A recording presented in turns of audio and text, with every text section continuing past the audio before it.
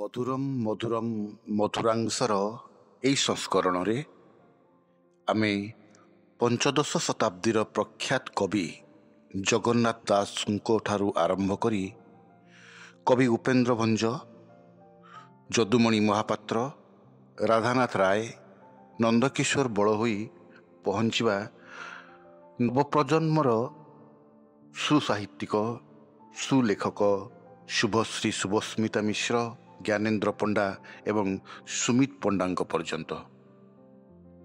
ଏମାନଙ୍କର ଏଇ ଛୋଟ ଛୋଟ ପଙ୍କ୍ତି ଆପଣମାନଙ୍କୁ ନିଶ୍ଚୟ ଛୁଇଁବ ବୋଲି ଆମର ବିଶ୍ୱାସ। ପଞ୍ଚଦଶ ଶତାବ୍ଦୀର ଅନ୍ୟତମ ସୁଖ୍ୟାତ କବି ଜଗନ୍ନାଥ ଦାସଙ୍କ ଠାରୁ ଆରମ୍ଭ କରିବା ଏଇ ମଧୁରମ୍ ମଧୁରମ୍ ମଧୁରାଂଶ। ନକରି ବସ୍ତୁ ପରିଗ୍ରହ ଏକା ଭ୍ରମଇ ଶୂନ୍ୟ ଦେହ, ନାହିଁ ମୋ ମାନ ଅପମାନ ପୁତ୍ର କଳତ୍ର ଗୃହଧନ, ଆତ୍ମାକୁ ରମଇ ମୁଁ ନିତ୍ୟେ ନିଶ୍ଚିନ୍ତେ ଭ୍ରମଇ ଜଗତେ, ଶିଶୁର ନାହିଁ ପରାପର ସମସ୍ତ ଏକଇ ବିଚାର, ଯେଣୁ ତା କିଛି ଚିନ୍ତା ନାହିଁ ତେଣୁ ମୁଁ ଗୁରୁ ଶିକ୍ଷା ପାଇ।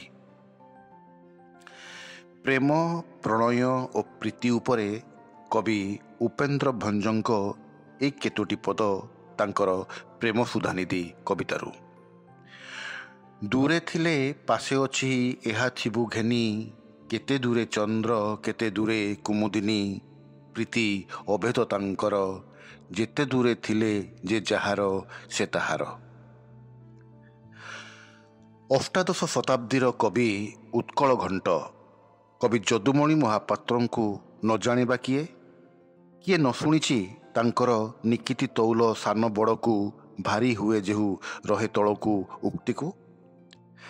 ତାଙ୍କର ଅନ୍ୟ ଏକ ପଦ ଯେଉଁଥିରେ ପ୍ରତିଟି ପଦ ସରୁଛି ତାକୁ ତାକୁ ତାକୁରେ। ଦେଖନ୍ତୁ, ନୃପତି ଦତ୍ତ କରୁ ମୁକୁତାକୁ, ଧ୍ରୁପତି ଭଳି ସେ ପଚାରେ ତାକୁ, କରି ମରମରେ କି ମମତାକୁ, ରମା ପୁଛନ୍ତି ଲୋମଲତାକୁ, ଶୁଣି ସେ ଅଳପେ ତୁଲ୍ୟ କରି ସୁଧା ମୂଲ୍ୟ ଜଳପେ। ଚିଲିକା କାବ୍ୟରେ ପ୍ରକୃତିର ବର୍ଣ୍ଣନାର ମହିମ୍ନତାକୁ ନେଇ କବିବର ରାଧାନାଥ ରାୟ ସର୍ବଦା ସ୍ମରଣୀୟ ହୋଇ ରହିବେ। ତାଙ୍କର ସେଇ ଚିଲିକା କାବ୍ୟରୁ ଏଇ ପଙ୍କ୍ତିଟି, ମାଗୁଛି ଚିଲିକା ମେଲାଣି ତୋଠାରେ, ବାହୁଡ଼ିବି ଏବେ ଦାରୁଣ ସଂସାରେ, କରିଥିଲି ଆଶା କରିବି ଯାପନ ତୋ ପଶ୍ଚିମ ତୀରେ ପଶ୍ଚିମ ଜୀବନ, ବିନା ପ୍ରୟାସରେ ସୌନ୍ଦର୍ଯ୍ୟ ପିପାସା, ମେଣ୍ଟିବାର ଥିଲା ତୋହଠାରେ ଆଶା। କବିବର ରାଧାନାଥ ରାୟ। କବି ନନ୍ଦକିଶୋର ବଳଙ୍କୁ ନ ଜାଣିଛି ବା କୋଉ ଓଡ଼ିଆ, ନ ଜାଣିଛି ବି କିଏ ତାଙ୍କର କବିତା ଉଡ଼ିଗଲେ ଗେଣ୍ଡାଳିଆ ଝାଡ଼ିଦେଲେ ପର। ସେଇ କବିତାରୁ ଗୋଟିଏ ପଦ, କବିତାର ନାଁ ଜେମାଦେଇ।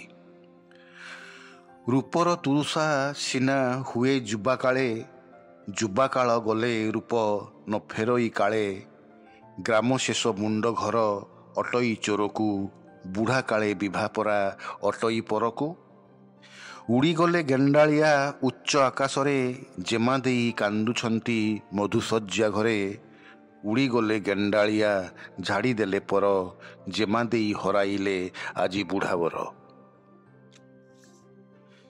ବିଶିଷ୍ଟ ସାରସ୍ୱତ ସାଧକ ମନୋଜ ଦାସଙ୍କର ଏକ ବହୁ ପଠିତ ଓ ବହୁ ଚର୍ଚ୍ଚିତ ଉପନ୍ୟାସ ଶେଷ ତାନ୍ତ୍ରିକର ସନ୍ଧାନରେ, ତହିଁରୁ ଏହି ପଙ୍କ୍ତି।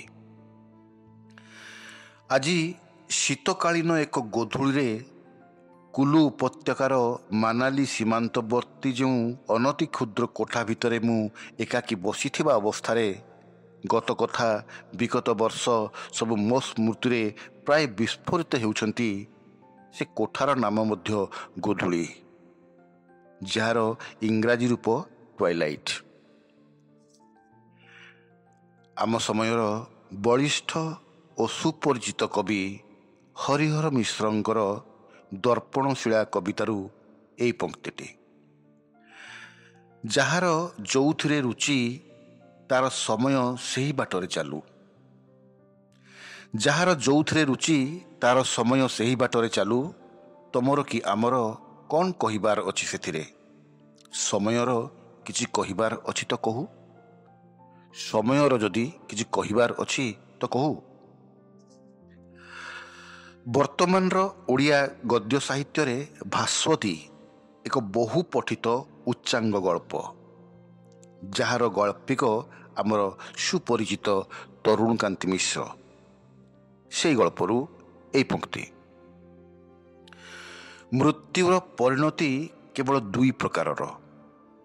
ମୃତ୍ୟୁ ହୁଏତ ମହାନିଦ୍ରା ଚିରକାଳ ପାଇଁ, କିମ୍ବା ମୃତ୍ୟୁ ଗୋଟିଏ ପ୍ରବେଶ ଦ୍ୱାର ନୂଆ ଜୀବନଟିଏ ପାଇଁ। ଯାହା ହେଲେ ବି ସେଥିରେ ଦୁଃଖ କରିବାର କ'ଣ ଅଛି? ଗ୍ରାମ୍ୟ ପରିବେଶ ଓ ପ୍ରକୃତିର ଲାବଣ୍ୟକୁ ଛତ୍ରେ ଛତ୍ରେ ଝୁରି ହେଉଥାଏ ତାଙ୍କର କବିତା। କବି ଧନଞ୍ଜୟ ସ୍ୱାଇଁ ତାଙ୍କର ଏକ ଭିନ୍ନ ସ୍ୱରର କବିତାରୁ ଏହି ପଂକ୍ତି: ସୀମାରେ ଥାଉ କି ସଡ଼କରେ ଥାଉ, ଥାଉଁ ଅବା ପଥଧାରେ। ସୀମାରେ ଥାଉଁ କି ସଡ଼କରେ ଥାଉଁ, ଥାଉଁ ଅବା ପଥଧାରେ। ଦୁଃଖରେ ଜୀବନ ଯେ ଗଢ଼ି ଶିଖିଛି, ସିଏ କ'ଣ କେବେ ହାରେ? ଥକି ପଡ଼ୁ ଆମେ ସିନା, ଆମକୁ ପାରେନି ଅଟକାଇ ତୁମ ବାରଣ କି କଟକଣା। ଆମକୁ ପାରେନି ଅଟକାଇ ତୁମ ବାରଣ କି କଟକଣା।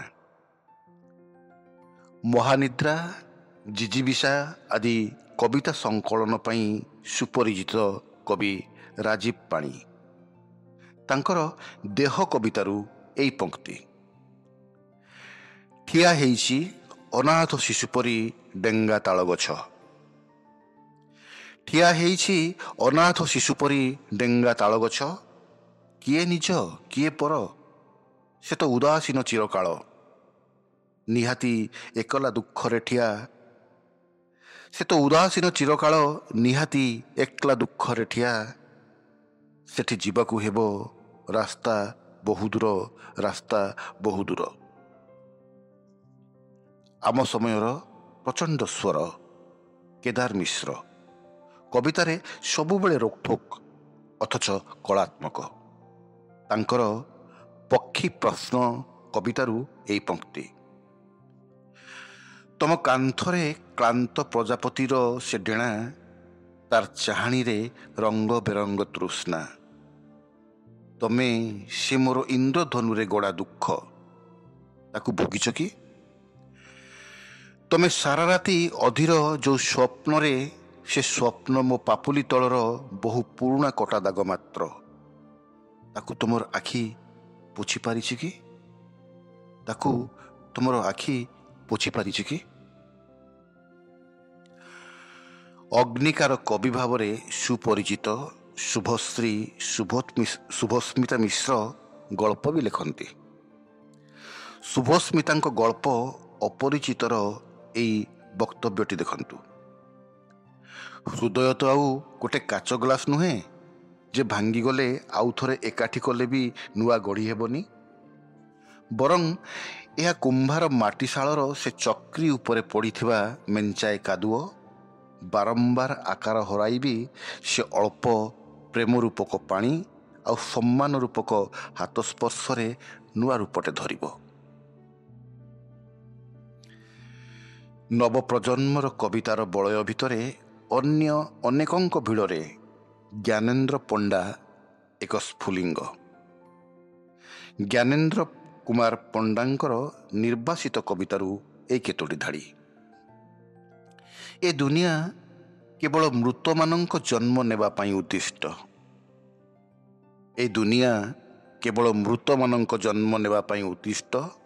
ଚାଲ ଖୋଜିବା ନୂଆ ଏକ ଦୁନିଆ, ଯେଉଁଠି ଜୀବନ୍ତ ଜନ୍ମିବାର ପ୍ରଥା ଥିବ। ଚାଲ ଖୋଜିବା ନୂଆ ଏକ ଦୁନିଆ, ଯେଉଁଠି ଜୀବନ୍ତ ଜନ୍ମିବାର ପ୍ରଥା ଥିବ। ବାଃ! ନବପ୍ରଜନ୍ମର ଗଦ୍ୟ ସାହିତ୍ୟରେ ସାଇବ ମୁଣ୍ଡା ଏକ ମଧୁର ଉଚ୍ଚାରଣ, ଏକ ଚର୍ଚ୍ଚିତ ଉପନ୍ୟାସ, ଯାହାର ଲେଖକ ନବପ୍ରଜନ୍ମର ସୁମିତ ପଣ୍ଡା। ସେହି ଉପନ୍ୟାସରୁ ଏହି ଚିତ୍ରଟି: ବାସୁଦାଦୀର ମୁହଁଟା ଯେମିତି ମାନଚିତ୍ର ଆଙ୍କିଲା ଭଳିଆ ସତେ ରେଖା ସବୁ ନିଜ ବାଟ ଭୁଲିଯାଇ ସେଇଠି ବସିଛନ୍ତି। ଛୋଟ ଛୁଆ ଯେମିତି ବାଟି ଖେଳିଲା ବେଳେ ନିଜ ଭାଗର ବାଟି ଡବାରେ ଲୁଚେଇ ରଖନ୍ତି, ସେଇଭଳିଆ ଦାଦୀର ଆଖି ଯୋଡ଼ାକ କିଏ ନେଇ କୋରଡ଼ରେ ରଖିଛି। କହିବାକୁ ଗଲେ ସାଇବ ଭିତରେ ସେ ନିଜକୁ ଦେଖେ, ସାଇବ ଭିତରେ ସିଏ ନିଜକୁ ଦେଖେ। ଉପନ୍ୟାସ ସାଇବ ମୁଣ୍ଡା, ଉପନ୍ୟାସିକ ସୁମିତ ପଣ୍ଡା। ଆଶା ଛୁଇଁଥିବ ଆପଣମାନଙ୍କୁ ଏହି ସଂସ୍କରଣର ମଧୁରମ ମଧୁରାଂଶ।